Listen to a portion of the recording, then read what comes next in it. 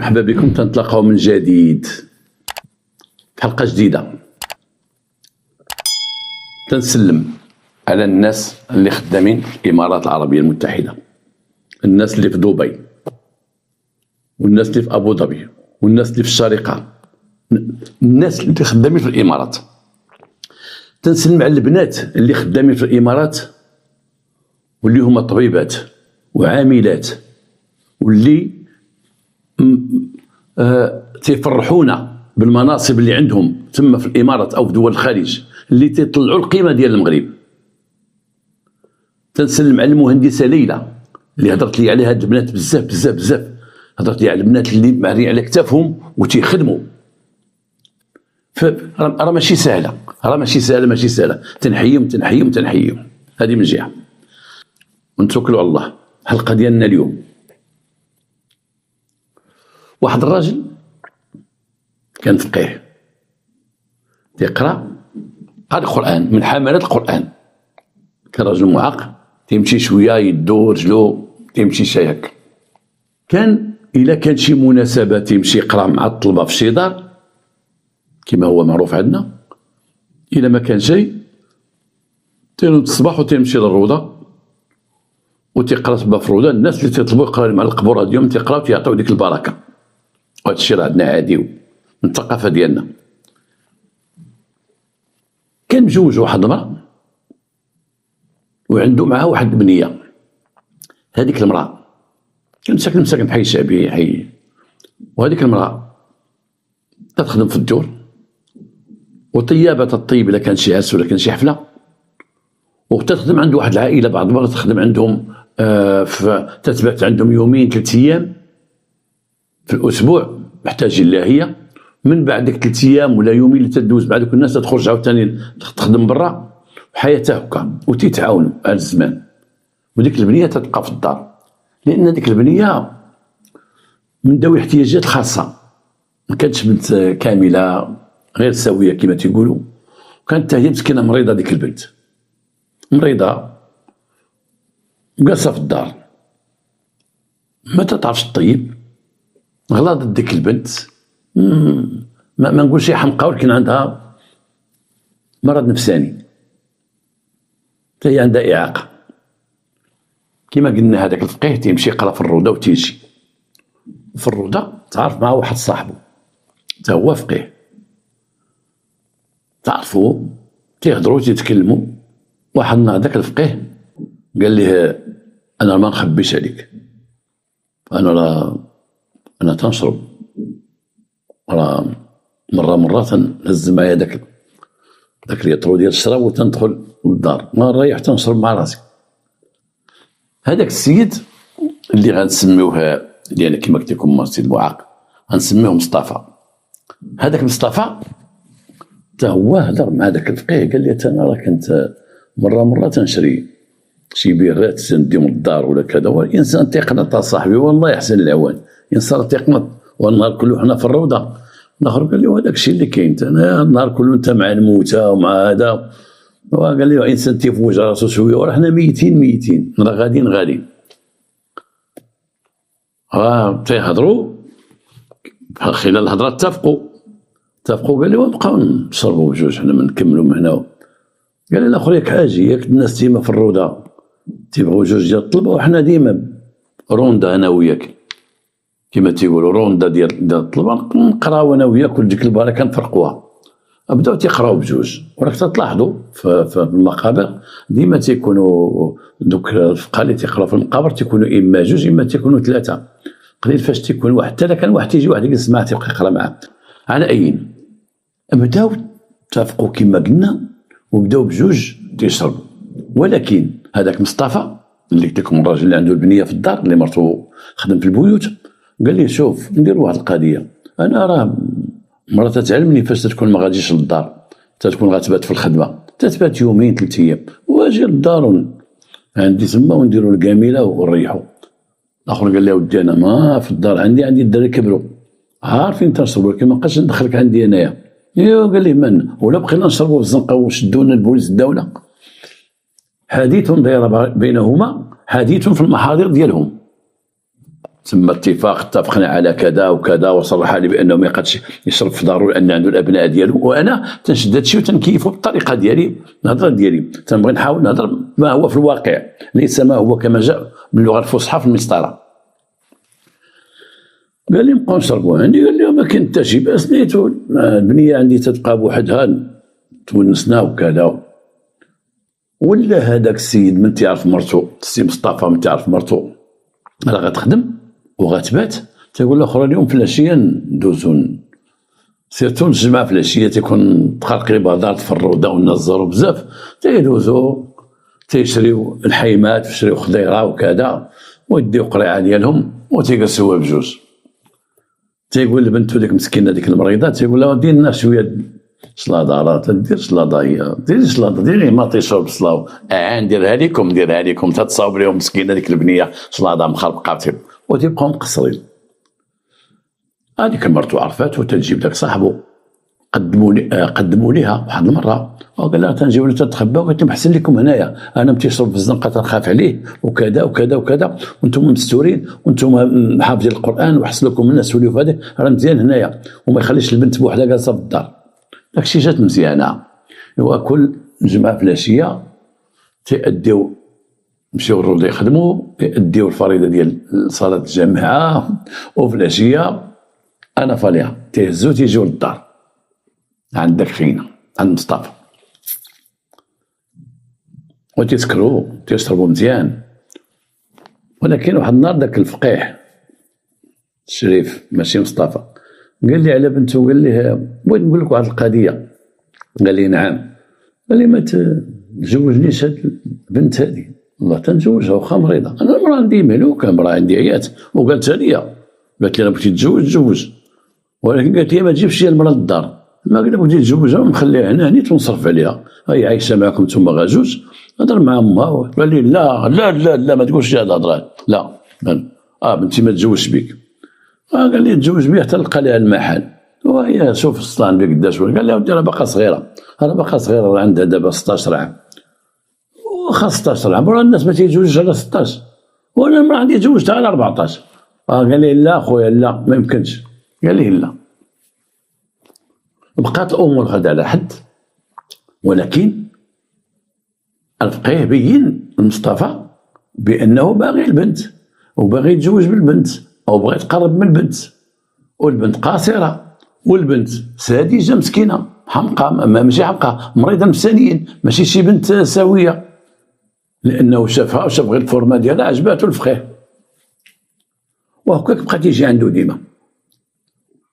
واحد النهار البنت بقات تشكي بكرشها، هي من كانوا تيشربوا مالكي قال لها تشكي بكرشي، قال لها غدا نجيب لك واحد العشوب. جاب لها على غدا، ماشي على غدا، الجمعه، قال لها الجمعه نتلاقاو هنا غنجيب لك عشوب. الجمعه جاب لها واحد العشوب، جا تما وطيبهم لها بكاسرونه وعطاهم لها، قال لها كيشربي هادو وهي تشرب لك العشوب، قال لها غتولي لاباس. البنت شربت العشوب نعسات. فيما تيجي نهار الجمعه عند صاحبو تيجي مع العشوب، كيبقى تكرسك شويه، لا مابقاش تضرني، ولكن ديري واحد الكاس، راه داك الشيء يرجع لك ولا كذا، هاك شربي. تيدير كاسرونه تيدير فيها دوك العشوب وتعطي البنت تشرب، وتيبقى يشرب هو وباه. هذاك مصطفى مسكين داك الراجل مع الاعاقه ديالو ما تيقدش على الشراب بزاف. الاخر بقات العاده بانه لما تيتعشاو وتيشربوا هذاك تيتجبد، مصطفى تينعس، والاخر تيكمل داكشي اللي بقى، تيكمل وتيخرج تيسد الباب وتيمشي في حالته. بعض المرات ولا تينعس عنده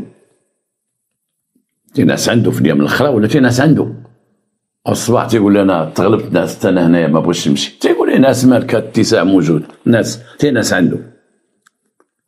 الام لاحظت واحد القضيه في بنتها، مثلا الا هما قصروا في الليل، البنت الصباح ام الفتاه تجي تلقى بنتها فايقه، المراه تجي مع ديك 10 ولا 9 الصباح تلقى البنت فايقه، ولا تجي تلقى البنت باقا مجبده ما تتبغيش تنوض من النعاس. اي من خيام مالك انت شربتي؟ ياك ما شربتي معاهم ولا شي حاجه؟ تقول لا، ياك ما عطوكش حاجه تشربيها؟ لا، غير عمي عطاني، عمي هو الفقيه عطاني الدواء ديال المعده.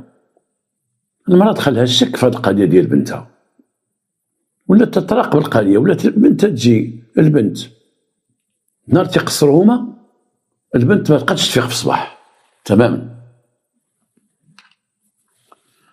المراه ولات تتصور راجلها مصطفى تقول ليه انتم قول لي واش ما تشربوا تعطيو البنت تشرب معاكم ولا اش تشرب معنا؟ تضربك الله ولا مالك؟ واش ما تتفيقش؟ تبات عيانه شنو فيها؟ انا تقول لي الموازنه تنجي تلقى البنت تفيق مع السبعه ومع السته ومع الخمسه وديما فايقه هي عندها فيقها بكري تتفيق بكري، ولكن دابا ولات تنجي مع 10 تلقى البنت ما قاداش تنوض وما قاداش تنوض نوضيها بقات الهضره هكا.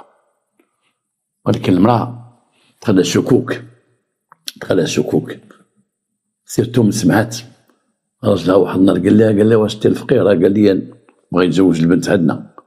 قالت لها ولي البنت عندها 16 عام ويتزوجها ولا؟ دارت هاد الهضره هضره عابره وفي سياق الكلام دارت. المراه نساتها ما نسات ديك الكلمه، عرفت بان الفقيه ولا تيشوف بنتها شوفه اخرى مع انها قاصره.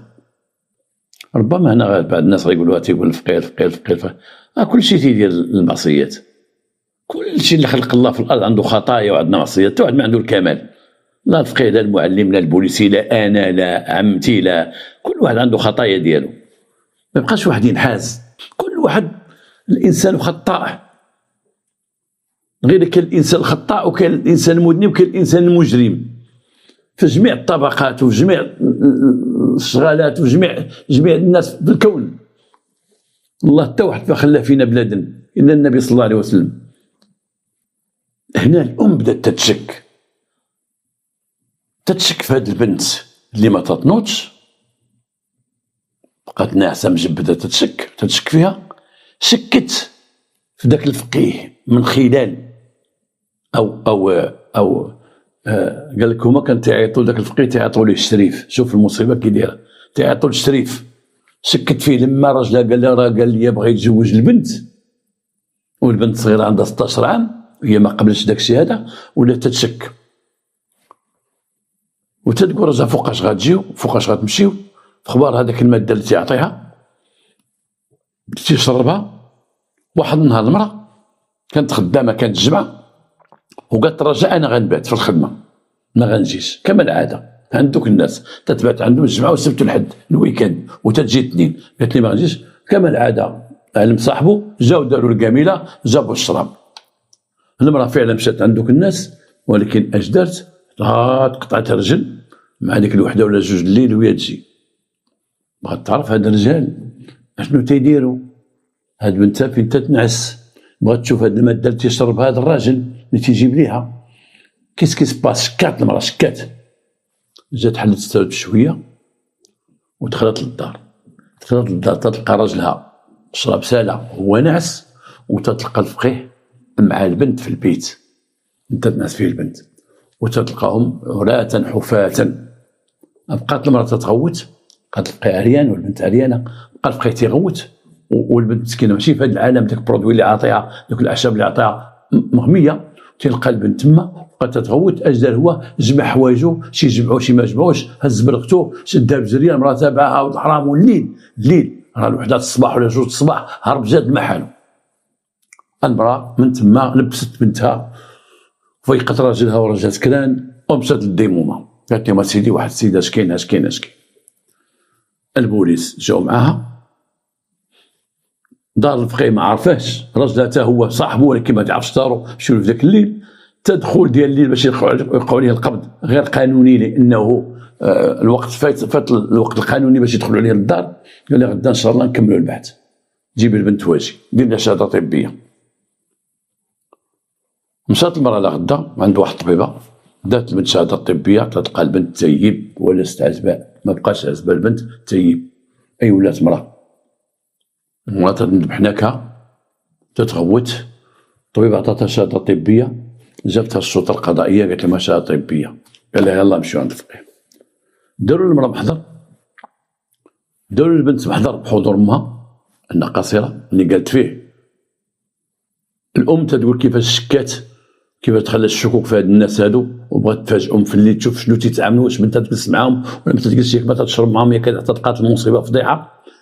دار البنت محضرتها تقول فيه انا، راه ديما هو تيدير ليا هكا، ديما نهار الجمعه حتى تلقى حدايا تفيقني في الليل وكذا كذا، وبا تيكون ناعس. واش هذا كان يمكن تعطيه ليها ولباها، سهل عليه باش يعطي البنت يقول لها شربي الدواء ودوز داكشي لباها مع الشراب، يمكن. باها جابوه السي مصطفى تيقول سيدي انا اش غنقول لكم، انا اش كاين حنا مبليين تنقراو كتاب الله في الروضه وتنجيبوا الشراب للدار نهار الجمعه، المراه ما كايناش تنديروا الكاميله وتنشربوا.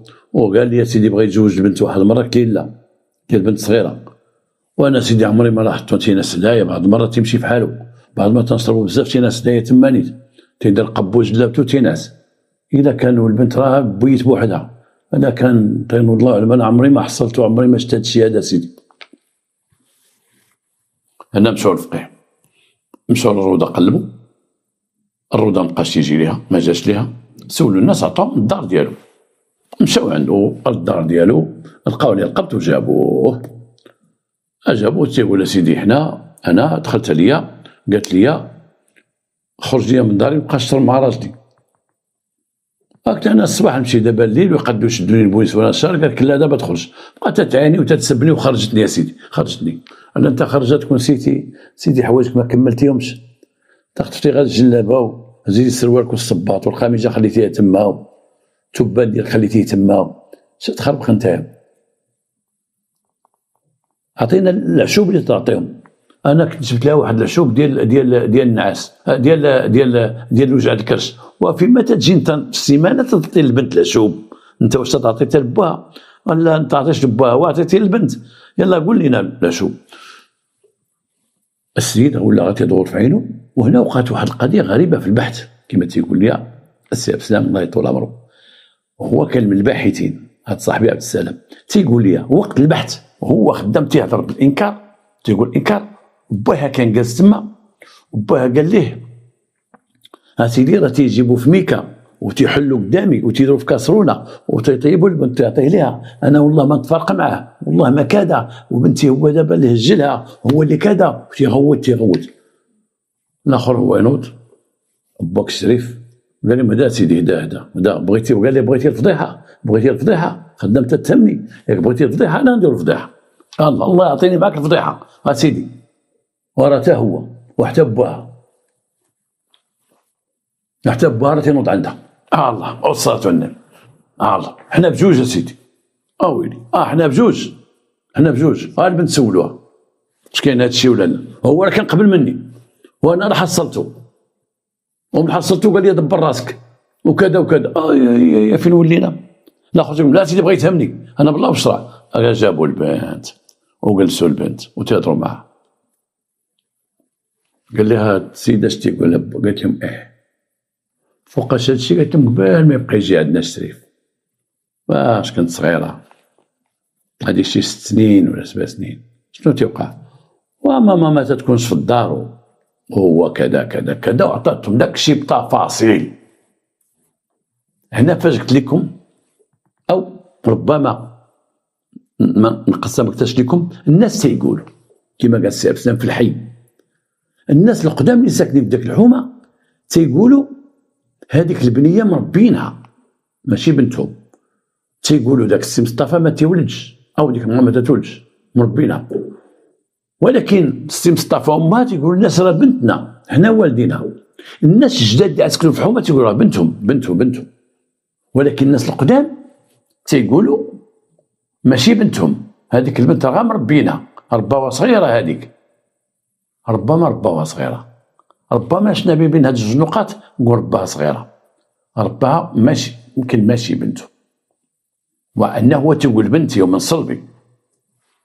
ولكن هاد القصه في الوقت اللي وقعت هاد الجريمه ما كانش لا دين باش يثبتوا واش بنته ماشي بنته، وعلاش غادي يقلبوا على لا دين؟ راه قاصره تعرضت للاغتصاب، هذا ماشي زنا المحارم، هذا اغتصاب، وربما ماشي بنته اللي غيزعم لها هاد البنت زعما وغيدير هادشي. وثبتت البنت في الهضره ديالها بان هاد الجوج ما بتتعاملوني هكا، هذا وبابا، هذا وبا قبل من هذا بواحد 6 سنين. ولكن شكون اي الطرفين اللي دوزها من المرحله ديال عازبه لتيب، اي عازبه ولا هجلها، شكون فيهم جوج كل واحد تينسبها للاخر. والبنت مسكينه بالعقل ديالها وداك الشيء ما قدتش تشوف لمن شكون هو بالضبط، الا تتقول بان الاب. الان نقولوا اللي تيقول بانه الاب ديالها مصطفى تقول هو اللي دارني في النهار الاول، لان ما يمكنش هي 6 سنين قبل الحادث هو تيعاملها ويخليها عازبه. يمكن عرف كيدوز، عرف كيدير، ستر راسو الحمد لله ما حملاتش البنت. البحث وتعميق البحث مع هاد الجوج كان الاعتراف تاما بانهم فعلا كانوا تيغتصبوها، كانوا بخبارهم بجوج على علم بذلك. هذا تينوض هذا تيجلس هذا تينوض وتتقلب ليا ديك الليله بيناتهم بجوج. امها مسكينه غايبه تضرب ثمنها في ذاك الليل، واقفه في البوطاجي ديال الكوزينات ديال الناس، هما دايرين هاد الفعله هادي، وتقدموا للمحكمه استئناف بجوج وتحكموا ب20 عام. حنا غنقولوا هذا غيمشي 20 عام، داك الشريف ولا مصطفى يمشيو ب20 عام، لانه ربما مصطفى ولادو كيما قال كبار خدموا على رؤوسهم، ولكن هذا نيت ما صارش هاد المره نيت اللي تجي وقت تطبوا نهار الجمعه، نيت هاد المره غتهنى تخلي بنيتها في الدار تمشي تخدم عند الناس. صلاه على النبي، كل واحد فيهم خدا 20 عام. ردوا بالكم والسلام عليكم.